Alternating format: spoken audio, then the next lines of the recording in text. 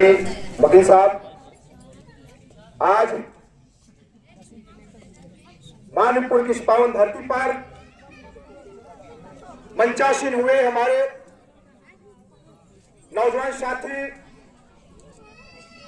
बड़े भाई साहब एडवोकेट श्री पूजन कोल जी और हमारे बड़े भाई साहब आशीष कुमार कोल जी और बरगढ़ से चलकर आए हुए अनिल कुमार कोल जी, जिला पंचायत वर्तमान मध्य प्रदेश विधानसभा से चलकर आए हुए आदरणीय बड़े भाई साहब विकास कुमार कोल जी, वर्तमान जिला पंचायत सदस्य फूल कुमार बौद्ध जी और भगवान बिरसा मुंडा जी के रूप धारण करने वाले हमारे संघर्षों के साथी रहे चंद्रशेखर कोल जी और यहाँ पर उपस्थित हुए हमारे नौजवान साथी एडवोकेट श्री गंगाधर कोल जी, एडवोकेट सुरेंद्र प्रसाद कोल जी, जयप्रकाश कोल जी, आदरणीय बड़े भाई साहब हंसराज कोल जी और हमारे प्रांगण में बैठी हुई हमारी माताएं बहनें, आदरणीय नौजवानों को आप सबको मैं एडवोकेट रंजन कोल की तरफ से सादर प्रणाम वंदन अभिनंदन करता हूँ।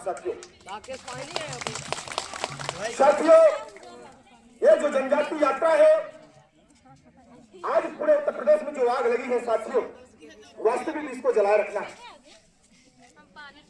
क्योंकि हमारी मांग है, पूरे कौम की मांग आज उत्तर प्रदेश में 40 लाख कोल आदिवासी निवासरत है, लेकिन इनको आज अछूत जातियां समझने के कारण, अनुसूचित जनजाति न होने के कारण यह समाज विकास से कोसों दूर है।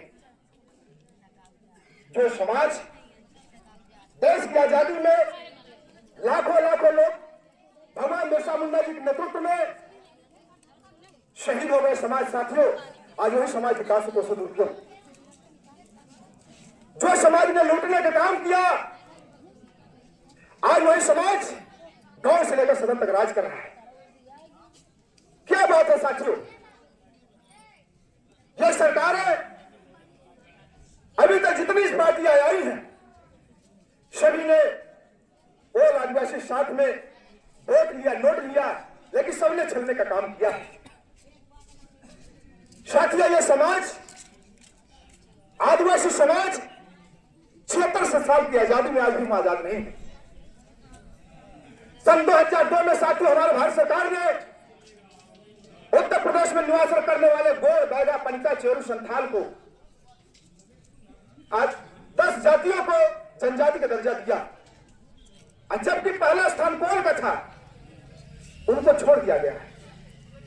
उन जातियों की सरकारों ने न उनका संस्कृति लिया, न रहन सहन लिया, न भेष भूषा लिया, लेकिन जब कोल की बात आई तो उनकी वाणी से सुन रहे लोग। हम कहते हैं साथियों, जो सामान्य वर्ग है, जो 50 बीघा का मालिक है, उसको आरक्षण सरकार को देने की क्या जरूरत है? 10% आरक्षण देकर रखी है, ओबीसी भाई को 27% आरक्षण देकर रखी है, एससी भाई को 30% आरक्षण दे रखी है, लेकिन कोल आदिवासी सौतेला में है क्यों? आज जो आदिवासी समाज, कोल समाज जंगल निवास कर रहा है, पत्तल बनाकर छुल पत्ते का आपके घरों में शादी विवाह में पत्ता पहुंचाता है, आपको खिलाता है, उसका जूठा जो बचता है साथियों ये समाज अपने घर में ले जाता है, पालन पोषण करता है। तो समाज है, हम सबकी रक्षा कर रहे हैं, फिर आज हम पिछड़ पड़ते हैं।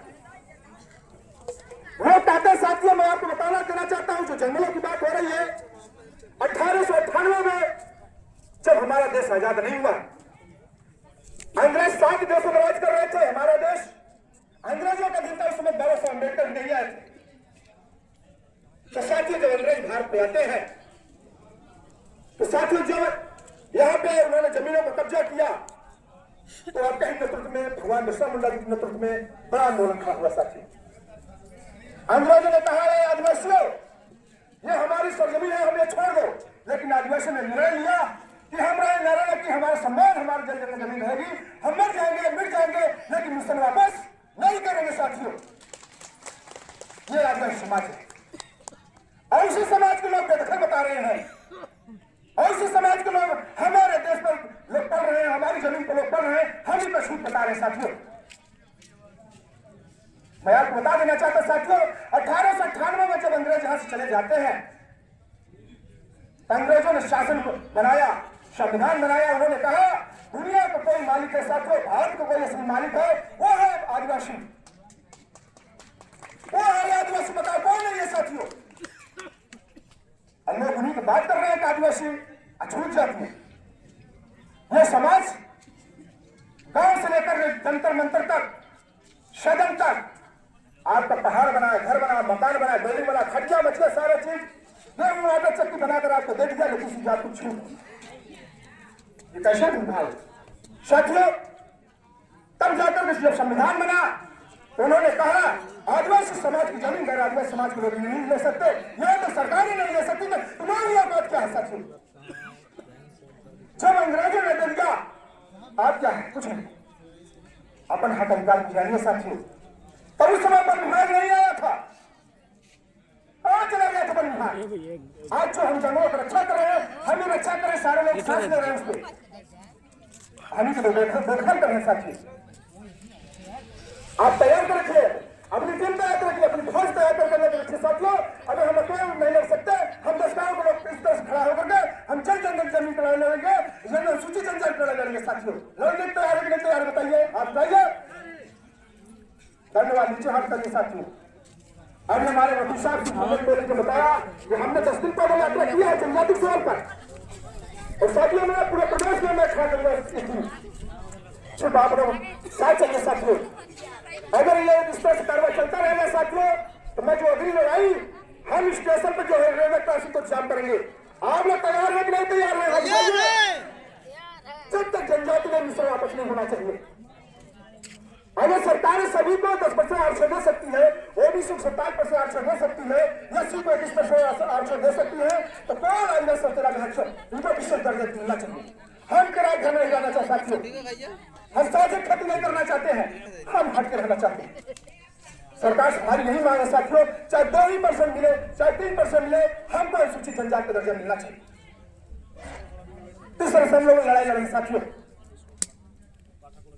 साथियों, यह समय बीतता जाएगा, खाते पीते हमारी सारी जिंदगी बीत जाएगी मेरे साथ। उनको जागरूक कौन करेंगे, तो कौन बताएगा? अपने हक अधिकार जानिए। सिर्फ आप गांव में चर्चा कर जनजाति की लड़ाई लड़ेंगे साथियों। यही मध्य प्रदेश सटा हुआ हमारा राज्य है, मध्य प्रदेश, झारखंड। एक भाई हमारा उधर रहता है तो उसको जनजाति का दर्जा है, एक भाई हमारे इधर रहता है उसको एससी का दर्जा है। हमारी बहू बेटी मध्य प्रदेश में जाती, उसका जात प्रमाण पत्र नहीं बनता। वहां के बहन बेटी हमारी जाती है, हाँ उसको अस्थायी निवास जात नहीं बनता। ये कैसा भेदभाव है? हम इससे बात करते तो सामान्य वर्ग को आरक्षण देने की क्या जरूरत थी? आर्थिक आधार पर आपने दिया, कौन से आर्थिक आधार आदिवासी को बहुत खराब है साथियों। आज वो बहुत पिछड़ापन है, आज विकास का सदी है। इसी बात को लेते हुए आज हम लोग पाठा के जो धरती पर मानपुर में हमारे जो संघर्षों के साथी है, बहुत अच्छा उनके नेतृत्व में कार्रवाई रहा साथियों। आज जो है इन्होंने जनजाति की लड़ाई लेकर के गांव से लेकर सदन तक आवाज उठाएगी। आपने पैदल यात्रा किया, आपकी यात्रा गांव से लेकर सदन तक पहुंची। लोगों ने जनजाति की बात करना शुरू कर दिया है। हम कहते 40 लाख को आदिवासी है, अगर हमारे पास ज्यादा नहीं साथियों, 1 लाख जिस दिन आदिवासी खड़े हो जाएंगे, हम बड़गढ़ स्टेशन पर जाम करेंगे, हमको जनजाति का दर्जा मिल जाएगा। ये निश्चित है, कोई मतलब रोकने वाला नहीं है। बस आप जैसे माता बहनों भाइयों को जरूरत है साथियों। साथियों, इस मिशन को आगे बढ़ाते हुए हम हर अमल जारी रहेंगे जब तक ये 27 चुनाव आ रहे साथियों। हमने वादा और संकल्पित हो चुके हैं, सरकार को बेबस करेंगे हम, उसका इशारे पर नहीं चलेंगे, सरकार को अपने इशारे पर चल करके हम जनजाति के मुद्दा को लेकर के आगे बढ़ेंगे और इनको जनजाति प्राप्त करेंगे। ऐसा नहीं विश्वास रखिए, ये निश्चित है, कहने से होगा साथियों, करने से होगा। आप जमीन पर उतरिए, फिर देखिए क्या चीज होता है। कहता है जिसके पैर में फटी बुआई पा जाने पी पर आई, लोग आएंगे मजे लेकर चले जाएंगे। ऐसे लोगों को हमें बेदखल करना है, ऐसे लोगों को हमें पहचाना जो हमारे सही लड़ाई लड़ रहे हैं। हमारे लोग अन्य पार्टियों में सांसद बने, विधायक बने, मंत्री बने हैं, लेकिन कभी आप जनजाति लड़ाई नहीं हो पाए।